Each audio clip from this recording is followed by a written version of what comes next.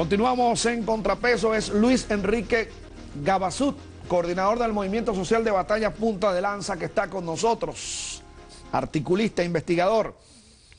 Y tú hablabas de la necesidad de estimular a la producción interna, al empresariado interno, para satisfacer la demanda interna, pero además orientar a aquellas empresas, no solamente nacionales, sino transnacionales, a la exportación desde Venezuela. Claro.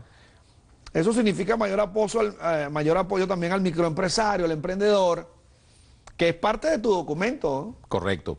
En ese documento, aparte de demostrar esas cifras de la base de datos de Cadivi y llegar a estas conclusiones sobre la industria transnacional y todo eso, también, bueno, extrapolamos que realmente la presencia multinacional, de producción multinacional en Venezuela es muy alta, muy grande, ¿no? Y claro, tú lees el Producto Interno Bruto y dices, hay producción en Venezuela porque hay Producto Interno Bruto, pero la buena parte de eso, por lo menos en el sector manufacturero, te lo genera la industria multinacional extranjera. Y el problema con la industria multinacional extranjera es que cuando penetra en una economía, desplaza al pequeño y mediano productor nacional, porque sus capacidades competitivas, pues obviamente son mucho mayores. Superiores, claro. Un músculo financiero muy enorme, claro. Pueden operar incluso por debajo del costo de producción durante cierto tiempo y eliminar la competencia minoritaria. Y van entonces generando una condición de monopolización de la economía también en las áreas de actividad donde ellas se desempeñan. Esto también impacta en el control de los precios y en la determinación a voluntad de los precios, condiciones monopólicas, que impiden que la ley de oferta y demanda funcione normalmente. Y esa también es una componente importante de la inflación en Venezuela, ¿no? Porque fíjate, por ejemplo, lo siguiente, Wilmer, nosotros entre el año 1999 y el año 2012, la demanda en Venezuela aumentó X porcentaje, muchísimo, se multiplicó creo que 6 o 7 veces en relación al año 99. Pero resulta que la oferta, que es la disponibilidad de bienes y servicios, también aumentó en una proporción casi igual, tanto por producción interna, que fue creciendo, porque es innegable que también la producción interna fue creciendo, pero además por importaciones, ¿no? Muchas importaciones. Y para tú mantener la ley de la oferta y la demanda, los precios equilibrados, tienes que mantener ese equilibrio entre oferta y demanda, no importa que la oferta sea producción nacional, puede ser importaciones también. Es decir, el hecho de que tú importes, bueno, es preferible que sea producción nacional, pero a efectos de la inflación, si se equilibra esa oferta, bien sea por importaciones o por producción interna, con la demanda, los precios deben permanecer estables. Y yo en algunos cálculos que he hecho he determinado que alrededor de un 9% es la diferencia entre lo que aumentó la demanda y lo que aumentó la oferta, solamente. Eso indica que la inflación ha debido oscilar, pues en relación a ese porcentaje, un 10% acumulado en 10, 15 años. Y no del 60% interanual, por y ejemplo. No de las cifras de miles y miles por ciento si tú la acumulas, ¿no?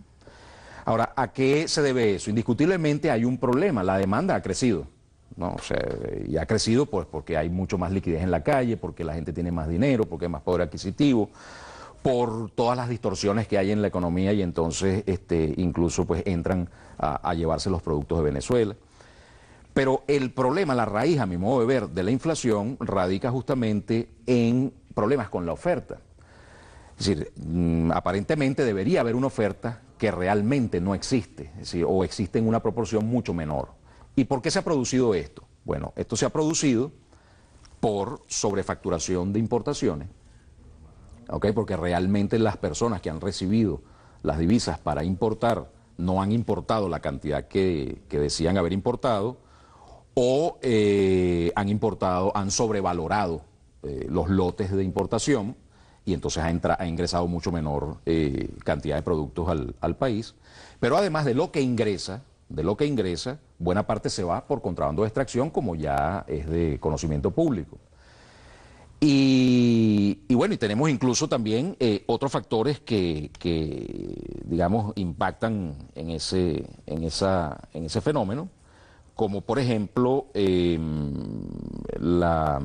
los productores deciden ralentizar la producción por razones políticas, es decir, la guerra económica. Un productor decide, bueno, no me gusta el gobierno y quiero afectarlo, y entonces yo programo mis inventarios. Aparte, hay un momentico para hacerte una consulta, sí, pero el tema es que si tú dices, nadie puede producir para pérdida, ¿no? Tampoco, porque si tú, fíjate una cosa, tú tienes control de precios, tienes una ley de costos y precios justos. Sí. Le dijiste a los empresarios, vas a producir y vas a tener una ganancia específica. Luego, tienes algunos precios congelados hace años. Entonces, se está provocando una suerte de nudo gordiano porque el productor, por interés a lo mejor también político, dice, bueno, yo no voy a producir a pérdida, pero tampoco es que estoy de acuerdo con este modelo económico. Entonces, ¿qué hay que hacer? Bueno, mira, el problema, hay que diferenciar primero entre el pequeño y mediano capital y el gran capital, ¿no? Yo creo que el pequeño y mediano capital ha sido una víctima también del gran capital, ¿no? Porque las divisas, por ejemplo, que se otorgaron, divisas preferenciales para importaciones, para importar equipos, para importar materia prima, etcétera, para que la pequeña y mediana industria pueda producir, el acceso a esas divisas se le hizo muy difícil a la pequeña y mediana industria local, nacional. Pero en cambio de eso, muy fácil a las empresas multinacionales extranjeras y al gran capital nacional, ¿no? Por ejemplo, el Grupo Polar, que es gran capital nacional, pues no tuvo ningún problema en acceder a las divisas. El Grupo Polar se ubica, si tomamos en cuenta Provencesa, Cervecería Polar, Pepsi-Cola y Alimentos Polar, se ubica en el cuarto lugar de las empresas, de las 10.374 que más divisas recibieron en 9 años. Pero si tú le sumas otras empresas del grupo, que a lo mejor no hemos podido incluir en estas 100, pues podría incluso subir a una posición mayor, incluso al tercero o segundo lugar. Pero en cambio, productores pequeños y medianos, no tan grandes como Polar, pues tuvieron muchas dificultades para acceder a divisas. Algunas incluso no pudieron acceder a divisas y en función de eso pues fueron incluso a la quiebra, ¿no?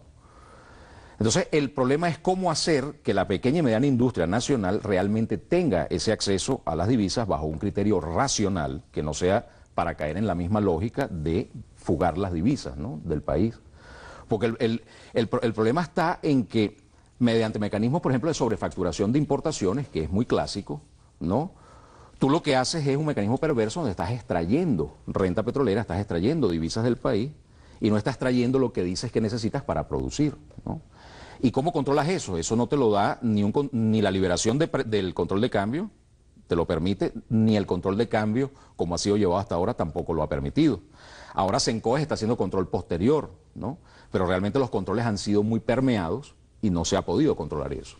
Entonces la solución sería idear un mecanismo para que el pequeño y mediano productor realmente reciba las divisas que necesita para producir. ¿Cómo se logra esto? Nosotros estamos planteando la monopolización o estatización del comercio exterior, ¿no?, para que la asignación de divisas se haga por sectores de actividad económica y no por empresas individuales, se haga con un criterio de racionalidad económica y además con absoluta transparencia de cara al público en general, a la ciudadanía. Que Sencoex, por ejemplo, no sea una caja negra, sino que sea totalmente transparente, ¿no?, con la publicidad de toda la información que allí se genera, qué es lo que se está adquiriendo, a quién se le está adquiriendo, a quién se le está entregando la divisa, para qué se supone que se está entregando, los proyectos o planes de producción operativos con los que se van a nutrir esas divisas.